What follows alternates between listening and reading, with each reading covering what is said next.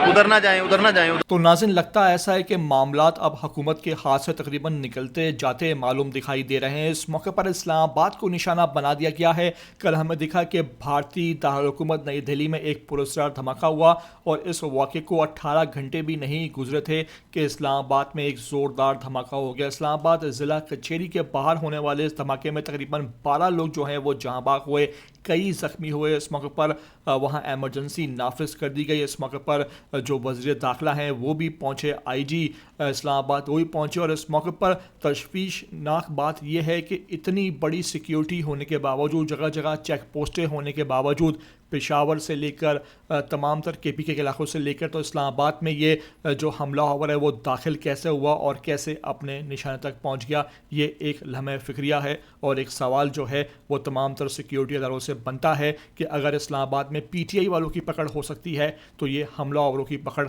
क्यों नहीं हो सकती और ये आसानी से वहाँ कैसे रसाई हासिल कर लेते हैं। तमाम तर ये सामने आए हैं मनाज़िर, मैं आपको दिखाने भी जा रहा हूँ। आपसे रिक्वेस्ट है कि पहली बार आए हो ETV 247 उर्दू पर तो वीडियो आखिर तक देख लिया करो, चैनल को सब्सक्राइब करो, लाइक करो, शेयर करो और कमेंट करके मुझे अपनी कीमती आरा से लाजमी आगाह करना बिल्कुल भी ना भूला करो।